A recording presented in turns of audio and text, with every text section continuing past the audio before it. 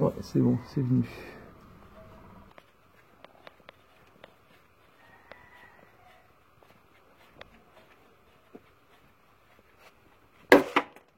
Voilà.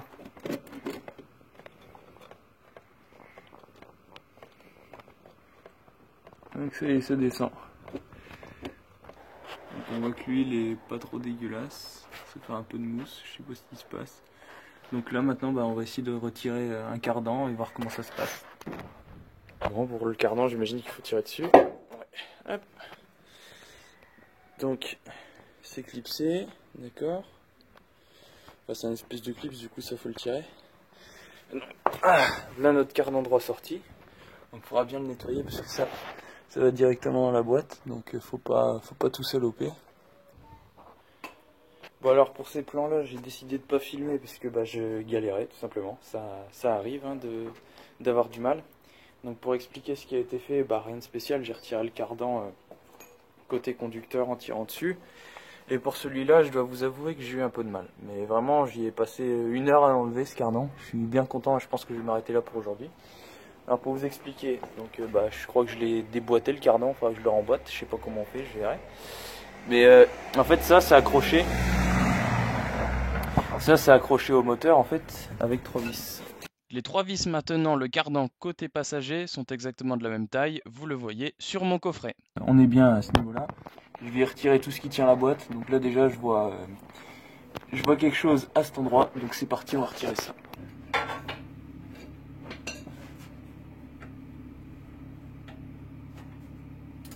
En tout cas par chance c'est du 14.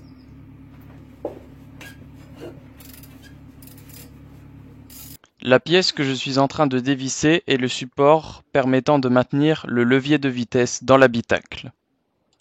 Là par contre j'ai retiré le mécanisme de sélection de vitesse du levier.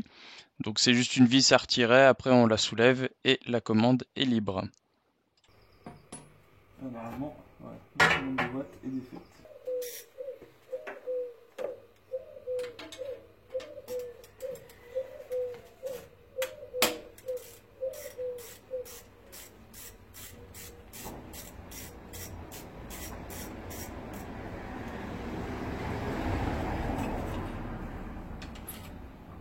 Voilà.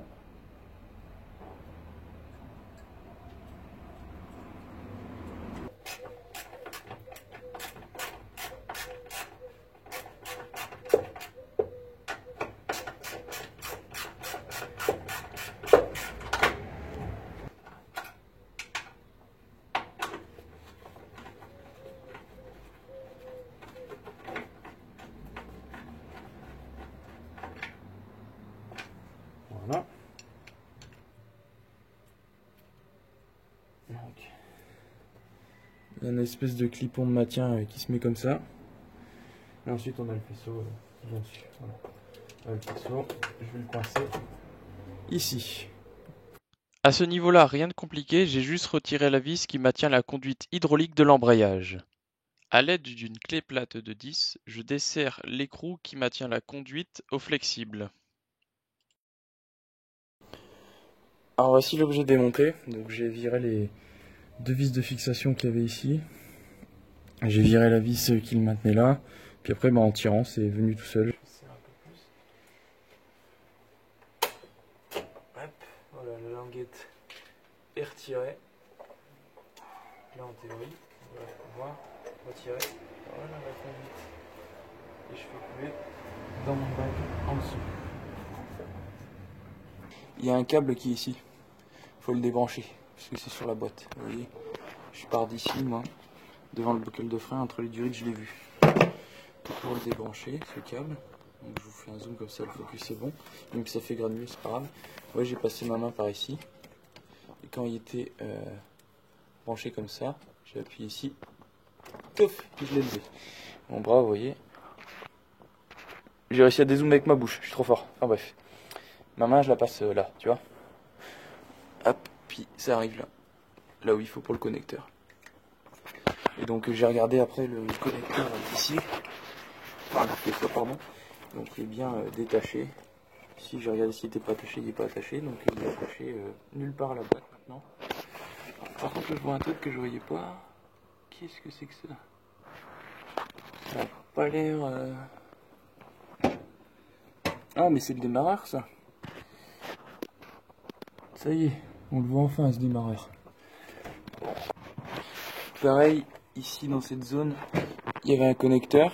Je l'ai déconnecté. Enfin, il y avait un connecteur, pardon, je l'ai déconnecté. Qui allait ici. Vous voyez sur le faisceau ici, il y a un bidule à débrancher. Donc ça débranche une espèce de capteur qui est au niveau de la boîte derrière. Et donc là normalement, en théorie, le câble est débranché. Et donc c'est sur ça tout à l'heure, il y avait en fait c'est pas un gros câble, hein, c'est juste un. Enfin, c'est pas un truc pour la masse, c'est un support de câble. La grosse pièce que je monte à l'écran qui empêche l'accès au démarreur maintient juste étonnamment un petit bout de faisceau. Ce n'est absolument pas un support moteur ou un support d'admission qui pourrait être là si l'admission était lourde, mais pour ma part, il n'y a qu'un bout de faisceau qui est attaché et qui est connecté à une sonde de température sur la culasse. Du coup, on retire les 3 vis et ça nous permettra de retirer le démarreur. Donc il y avait 2 grosses vis et une petite vis pour celle du haut qui tenait cette espèce de support là. Et vous voyez, donc cette pièce de métal est juste accrochée au faisceau et empêcher l'accès au démarreur. Donc là, je vous montre la première vis qu'il faudra retirer du compartiment moteur et la deuxième, on les voit à l'écran. Et ensuite, il faut retirer la dernière en dessous de la voiture. Pour ma part, je retire en premier celle en dessous de la voiture. Donc j'utilisais un cliquet 3/8 avec un cardan 3/8 et ensuite la douille correspondante à la vis. Donc j'ai forcé un peu et puis c'est venu tout seul. Passons ensuite à celles qui sont à retirer dans le compartiment moteur. Donc vous voyez, il y en a une juste ici et une autre ici. Ok, c'est bon, c'est dégagé et ce sont exactement les mêmes vis. Vous voyez, il y a un tuyau qui est maintenu, donc c'est à l'air d'être un tuyau de clim. Et c'est maintenu à l'espèce de grosse pièce métallique noire qui fait tout le long, qui maintient le support de boîte. Je l'ai retiré pour pouvoir retirer cette pièce, parce que je vais l'enlever de sorte à pouvoir sortir la boîte plus facilement, puisqu'elle est juste au-dessus de la boîte, cette pièce. Et je pense qu'en démontant cette pièce, je vais gagner énormément de place. Voilà, donc ce sont 2 petites vis de 10 qu'il faut retirer. Là, je continue. Alors ici, vous voyez un ressort de cric hydraulique. Pourquoi? Parce que je soutiens la boîte via ce cric et j'ai retiré la vis d'un support. Donc là je suis en train de desserrer cette plaque pour me donner un meilleur accès à la boîte.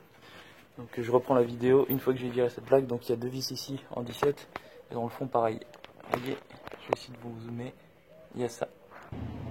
Et donc ça donne ces vis là qui vont à cet emplacement là sur ce filetage là. Donc je vais sûrement remettre les vis. Et là, vu que ça commence à tomber, on va retirer celui de l'autre côté. En espérant que le moteur ne se pète pas la gueule sur moi. Je vais essayer de voir comment je peux sécuriser ça avec un autre outil qui viendra aussi maintenir le côté au bout. Ici, ce sont les 3 vis du support arrière de boîte qui viennent ici, ici et ici. Donc là, mon support est libre.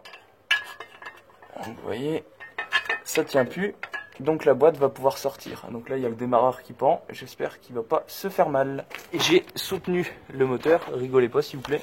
Donc il y a un cric qui tient par un bout de moteur et j'ai mis en sécurité en plus parce que mon cric aime des fois descendre sans prévenir. Là ça a l'air d'aller.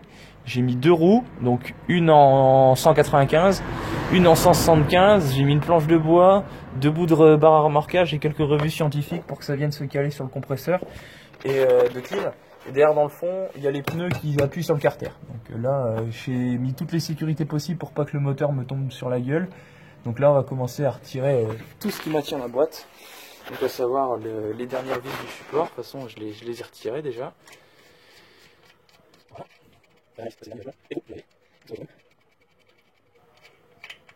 Donc cela, je prends la décision de les poser dans le fond.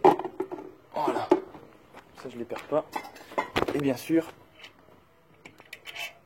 il y a 3 espèces de bagues qui viennent ici. Donc, que je mets avec. Voilà. Bon, regardez, j'ai commencé desserrer quelques vis de boîte. Et là, dès que ça se met à bouger un peu, regardez ce qui coule. Kinder Surprise. De l'huile. Alors, vu la couleur, ça a l'air d'être de l'huile moteur. Alors le gars, il savait très bien qu'il y avait un problème. Super. Pâte à joint, hein, on le voit. Mais après, il est con, ça fait pire que mieux. Ça cache une fuite, mais après, tu sais ce qui va. Là, ça se ramène sur l'embrayage et il glisse peut-être à cause de ça. Hein. Enfin bref. En tout cas, là, il me reste une vis à retirer dans le haut. Après, on va commencer à reculer la boîte. Donc la boîte ne tient pas à cet endroit-là, tu vois. Il y a une vis qui l'empêche de bouger en bas. Donc bon, on va continuer. J'espère que le triangle va pas faire chier. Je l'oriente vers moi. Laissez-moi l'orienter. Mettez pas trop de pression.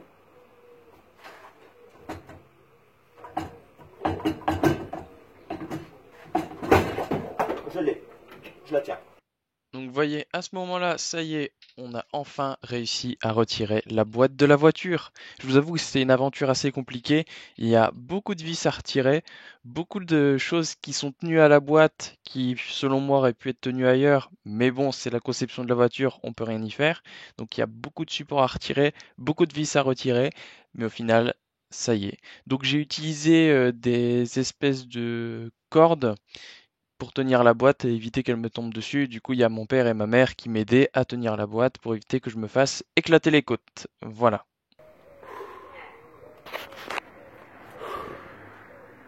La nouvelle, la vieille. Voilà.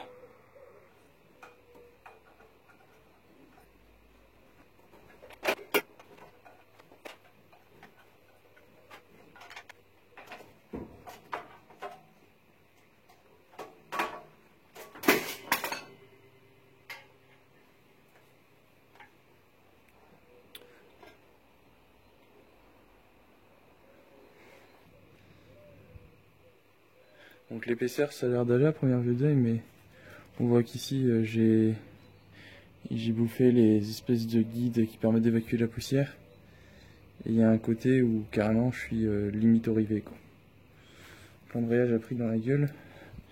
Et le volant moteur est pas très beau.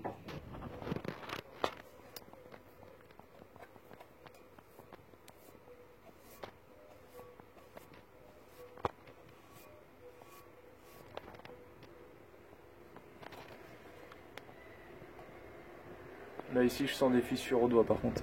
Je vais desserrer le volant moteur, je vais à la clé à choc, j'ai pas envie de m'embêter.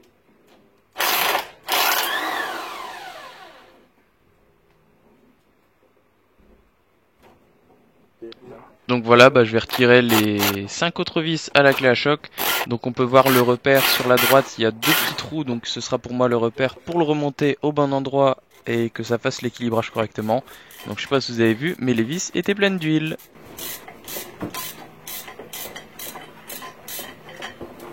Ok, là c'est bien lourd. Hop. Alors, petite explication parce que je vous le dois. J'ai retiré cette pièce. Vous allez me dire qu'est-ce que c'est. En gros, cette pièce, elle vient ici. Vous voyez, hop, autour du vilebrequin, comme ça. Donc moi j'ai fait levier ici. Vous voyez, sur cette partie-là, j'ai fait levier vers l'arrière de la voiture et c'est retiré. Et donc pourquoi j'ai retiré cette pièce? Parce qu'il y avait une fuite d'huile. Regardez, mes soupçons sont confirmés. Je vous montre. Donc, vous voyez, ça c'est une espèce de bague en plastique. Vous voyez, c'est du plastique que je vous montre pas, qui est censé faire étanchéité. Sauf que cette pièce, elle est brisée sur le côté droit et sur le côté gauche. Donc je tiens à préciser, c'est pas de ma faute. La voiture a sûrement déjà dû être démontée au niveau de la boîte. Hein. Ça c'est pas moi qui ai causé ça. Et en fait là on le voit pas. Bon, j'ai nettoyé un frein, mais il y avait des grosses traces d'huile ici, mais bien grasses. Donc je vous invite donc à regarder les traces d'huile qu'il y a dans la boîte qu'il y avait sur la voiture. Voilà, donc c'est bien gras quoi. Donc il y a le joint spi de vilebrequin là que je vais changer, vous voyez ici. Et il y a aussi cette bague plastique. Et bien heureusement, on la trouve en neuf à 5 € sur internet cette pièce. Donc merci internet, parce que je vais pouvoir aller vers un moteur complètement sec. Parce que si vous regardez bien, non seulement ici c'est brisé, Mais là par exemple, ça se voit à peu près, mais le plastique, ici il est tout craquelé. Il est tout pourri. C'est pareil de l'autre côté, hein, vous voyez, il est vraiment en mauvais état. Du coup je vais en racheter un neuf, et puis on va voir ce que ça donne.